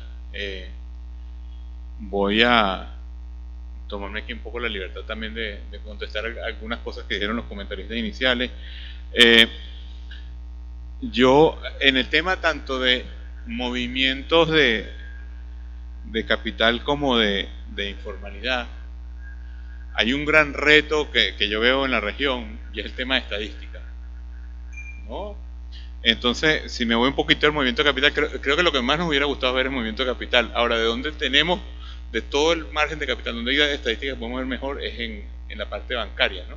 Porque si se ponen a ver, por ejemplo, hay varios países de la región donde errores y omisiones todavía son como 4 puntos del PIB, o sea que tenemos, no sabemos lo que hay en los movimientos de capital, ¿no? Entonces, pero yo estoy de acuerdo que deberíamos de ir a ver más movimientos de capital, porque es verdad que hay otro capital que ya no es el bancario, que se está moviendo mucho en la región, pero más a favor de que está ocurriendo la integración, o sea, la integración está ocurriendo de facto, ¿no? en la región. Y con informalidad, todo esto que se citaba Santiago Levy, el BID hizo una publicación hace ya 5 años, creo, que se llamaba La Era de la Productividad, ¿no? Y en ese estudio se analizaba mucho estos temas de la informalidad, ¿no? ¿Por qué somos tan informales? Y están todas estas variables. Lo lamentable es que en Centroamérica todavía no tenemos los microdatos, como, o sea, las conclusiones de más regulación, los problemas de impuestos, todas esas vienen conclusiones que son de estudios que se han hecho para otros países de América Latina. No lo hemos podido hacer para Centroamérica por el problema de los datos, ¿no? Yo creo que ese es un gran reto que tenemos en la región, de generar los microdatos para poderle poner un valor de cuánto esta regulación porque sí, como hacedor de política, ¿verdad? Nos gustaría saber, esta regulación es más importante que aquella o aquel salario, y ahorita no tenemos los datos como para decir esto o lo otro, ¿no? Entonces yo creo que hay un reto importante en cómo, porque definitivamente sí tenemos sistemas tributarios y de regulación que premian el ser pequeño y el ser informal. O sea, es más rentable muchas veces ser pequeño e informal o grande en una zona franca. Entonces pierdes uno ese sector del medio productivo, no existe ese medio productivo en la región, que yo creo que es importante, ¿no? Y además aquí hay un reto, Enio lo menciona un poco, el tema de los impuestos a la nómina. Piensen, y quiero ligarlo con el último comentario que lo voy a volver a tomar después, que piensen en el futuro, ¿no? O sea, hoy en día, por ejemplo, en el África hay mucha gente que vende su servicio al exterior. O sea, estamos viendo empresas africanas que ahora se especializan en intermediar demanda de servicios profesionales con el exterior, ¿no? Entonces, por ejemplo, un abogado africano vende su servicio, sobre todo si tiene common law en Inglaterra. O sea, está ocurriendo mucho eso en el mundo, ¿no? Menos en América Latina, aunque en Perú estamos viendo unas experiencias exitosas. ¿Cómo contribuye a la seguridad social un individuo que está haciendo su trabajo por internet? O sea, hay que repensar cómo hacemos los estados, el estado de bienestar, cómo lo financiamos, porque el mundo futuro, el mecanismo de impuestos a las nóminas ya no va a funcionar, ¿no? Entonces ahí viene un reto, yo creo que importante, que estoy completamente de acuerdo con él, ¿no? Y después un tema que aquí me voy a hacer publicidad, en junio, julio estamos sacando un libro, porque Centroamérica es realmente paradójica. Centroamérica tiene una de las inversiones, o lo que encuentra Naciones de Formación Bruta de Capital Fijo, más bajas, y sin embargo una de las inversiones extranjeras directas más altas, ¿no? O sea, es una de las regiones del mundo donde la relación inversión extranjera-inversión es muy alta. Entonces uno se pregunta, ¿dónde están los locales, ¿no? O sea, ¿por qué los locales no invierten, ¿no? Y ahí viene el tema que tanto José Luis como Ricardo estaban hablando, el tema de articulación productiva local es un gran tema. O sea, es un tema que es como una tarea pendiente en la región.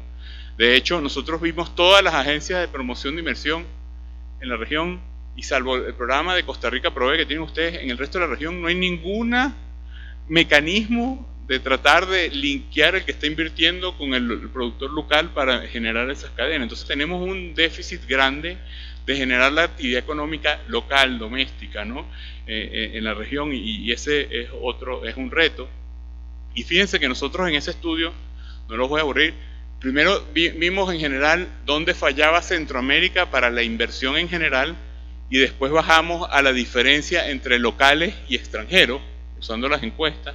Y un tema que nos sorprendió mucho es que las locales se quejan más que las extranjeras de las prácticas desleales del sector informal, ¿no? Y aquí, ojo, en estas encuestas no son los tenderos, ¿no? O sea, estas encuestas del sector productivo no son encuestas que se le hace al señor de la tienda que se le para adelante el vendedor informal. Esto es el sector productivo local. O sea, yo creo que hay un tema de entender bien qué es lo que nos está pasando con la informalidad y cómo está generando este ambiente perverso, donde entonces incluso las empresas grandes formales están viendo afectadas negativamente, ¿no? Con respecto a lo que preguntaron, ahorita Centroamérica es puro petróleo, ¿no? O sea, el gas es otra dinámica, y sobre todo un tema es cómo Centroamérica aprovecha el gas, ¿no? Costa Rica, la matriz es un poquito, bueno, ojo, y es una buena, la matriz eléctrica es más verde, la energética no.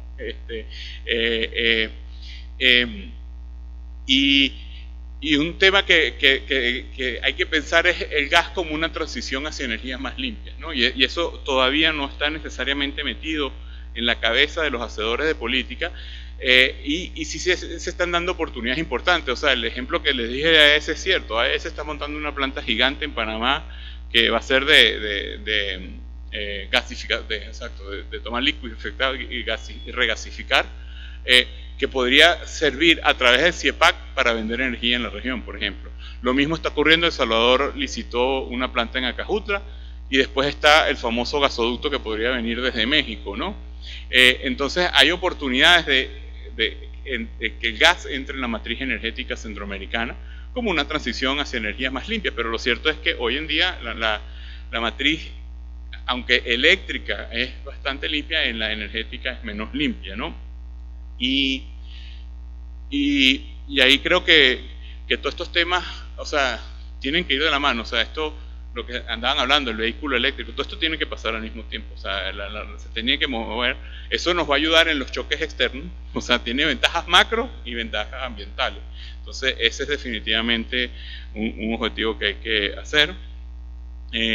Y además, cuando hablamos de importaciones, esto incluye importaciones de petróleo y, o sea, las importaciones lo que pasa es que al final del día se mueven juntos, ¿no? O sea, es verdad, la gasolina es más cara, la electricidad, pero se mueven juntos cuando suben o cuando bajan, ¿no? Bueno, café, solo, como dije en el gráfico, o sea, Costa Rica es el que tiene menos peso de los commodities, pero en Centroamérica, de hecho, Honduras puede eventualmente pasar a Colombia como el gran productor de café de América Latina. Entonces, todavía algunos de los vecinos sí dependen bastante del café. Articulación productiva ya lo hablamos.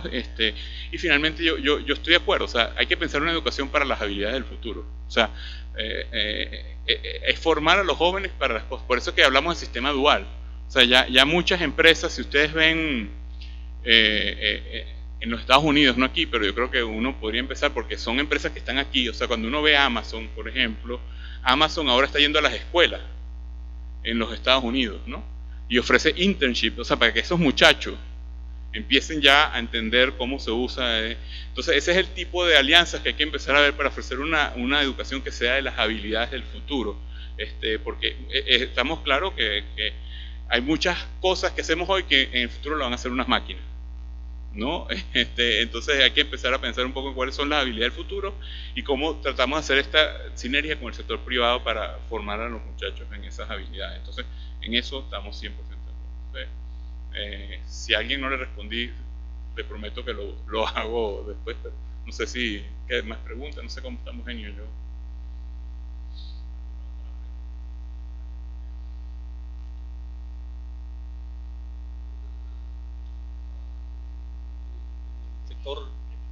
Yo tengo una consulta con respecto a la parte del crecimiento del sector informal. En Costa Rica decimos que nos jactamos también de que el mayor gasto que hace Costa Rica es en educación. Por ahí escuché que el 30% del déficit fiscal que tiene Costa Rica corresponde a inversión en educación. Y entonces, si ese monto tan alto que está siendo invertido en educación, ¿por qué es que se está dando tanto esa parte de crecimiento en el sector informal si hablamos de que estamos tratando de educar al costarricense para que se defienda en el mercado laboral? Ahí yo digamos, el tema yo creo que es, a veces tenemos objetivos nobles y cómo lo hacemos, ¿no? El gastar cierto porcentaje en educación tenía un objetivo noble, pero si no le pones resultados, que es un poco de los temas que la OECD precisamente ha venido impulsando del presupuesto, puede que entonces ese gasto no genere, ¿no? O sea, porque a veces va a ser más fácil contratar, qué sé yo, más asistentes administrativos o menos profesores. O sea, hay que entonces empezar a generar que ese gasto sea en base a resultados, ¿no? Entonces, ahí hay un tema. Porque si el gasto es el resultado, va a ser una inversión bien hecha, porque lo vas a ver en mayor crecimiento y todo lo demás, ¿no? Entonces lo podrías ver ya más como una inversión más que como un gasto corriente, ¿no? Entonces yo creo que el tema aquí es cómo hacemos que ese gasto genere resultados, ¿no? No solo gastarlo, sino que el gasto se traduzca en resultados de formación, de mejores resultados, por ejemplo, en las pruebas, tasas que terminen la secundaria y ese tipo de cosas, ¿no?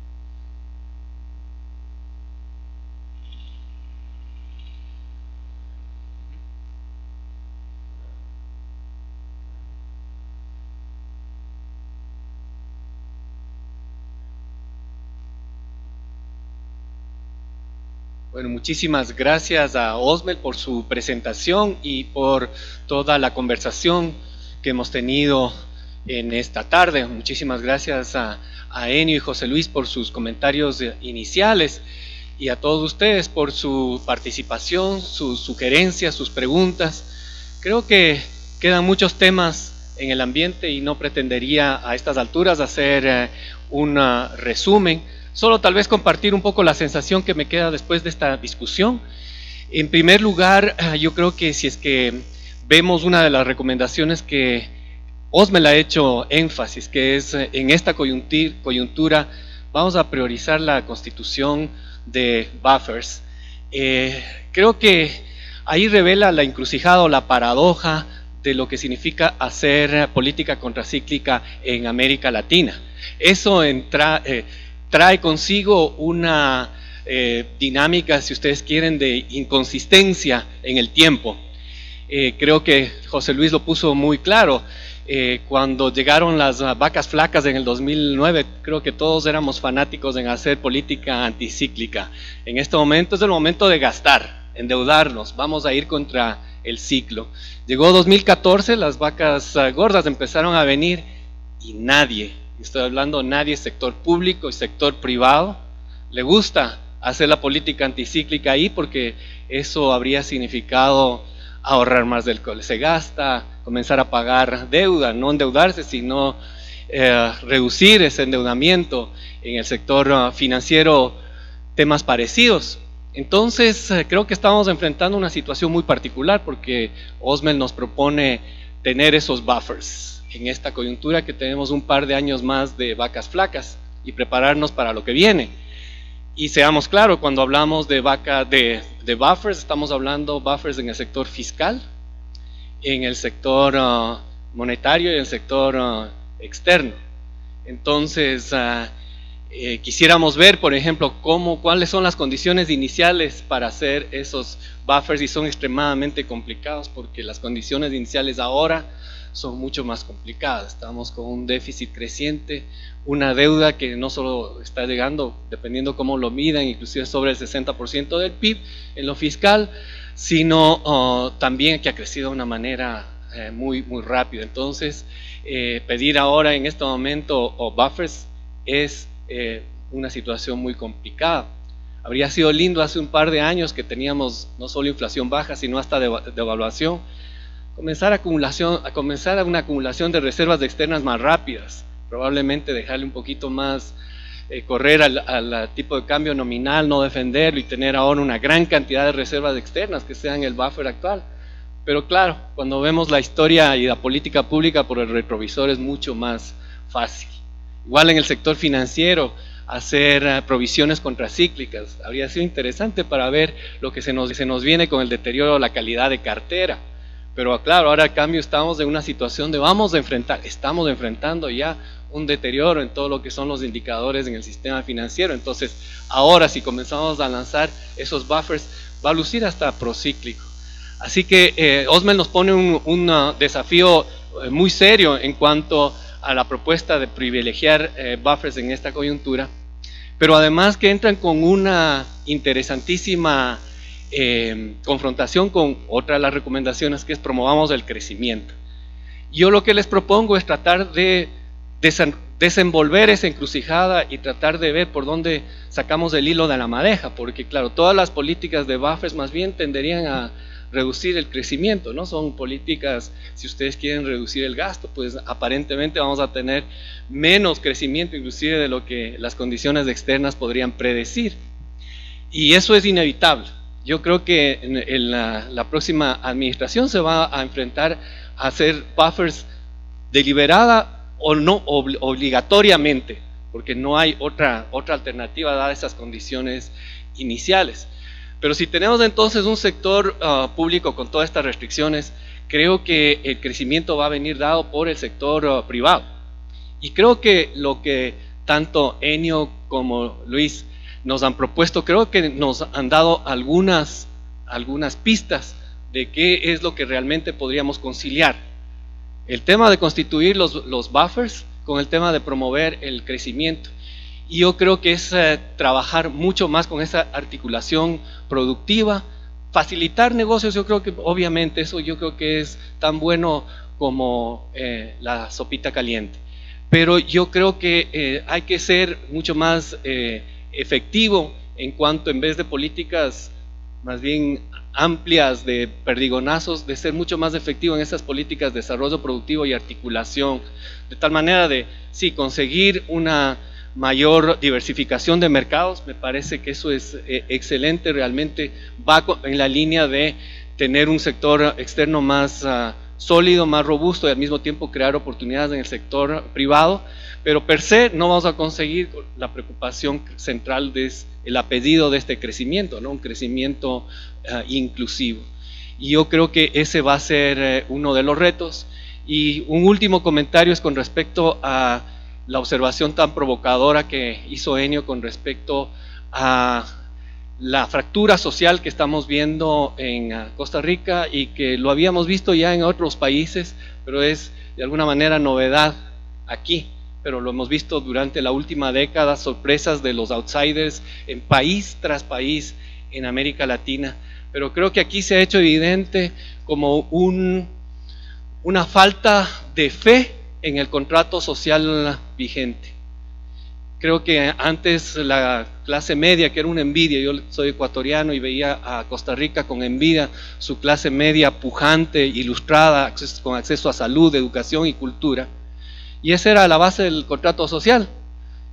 Uno hacía los deberes, estudiaba, iba a la escuela, después podía articularse a los mercados laborales y tenía garantizado el acceso a la educación, salud, a la cultura, y luego cuando ya se jubilaba a una pensión digna. Creo que la clase media vino creciendo, pero lo que hemos visto en los últimos estudios del banco, que su nivel relativo se estancó y comenzó a bajar. Entonces ya ese contrato social comenzó a fallar, ya la calidad de la educación no es buena, la calidad de la salud, uno tiene que hacer colas en la caja, y los seguros ya no, las pensiones ya no son lo que eran antes y vamos a entrar en una tremenda crisis. Eso es lo que hace 4 años podía, y he escuchado mucho, la rebelión de las clases medias. Las clases medias, un poco desconfiadas de esa fractura de su contrato social, eligieron un partido que tampoco había sido gobierno. También hemos visto con estos estudios de movilidad social que bajó la pobreza, pero hubo un gran porcentaje de la población que se incorporó a las demás clases medias emergentes o clases medias vulnerables. Y yo creo que la situación de vulnerabilidad y fragilidad de esas clases medias emergentes, que está casualmente en las costas, un poco explican también no solamente los resultados electorales, sino esa desconfianza sobre también el contrato social que le ofrecía a la gente que salía de la pobreza.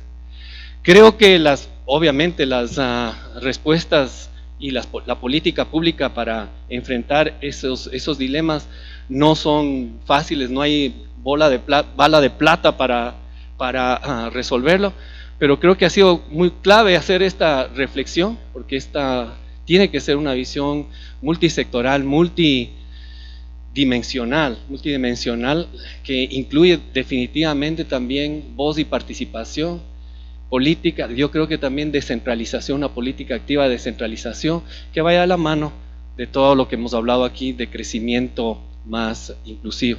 Así que me debo yo muchísima riqueza de reflexión de toda esta conversación y les agradezco sobremanera a todos ustedes por su participación, su presencia, quienes nos han seguido por livestream, y especialmente a nuestros comentaristas y los autores de este reporte. Muchísimas gracias.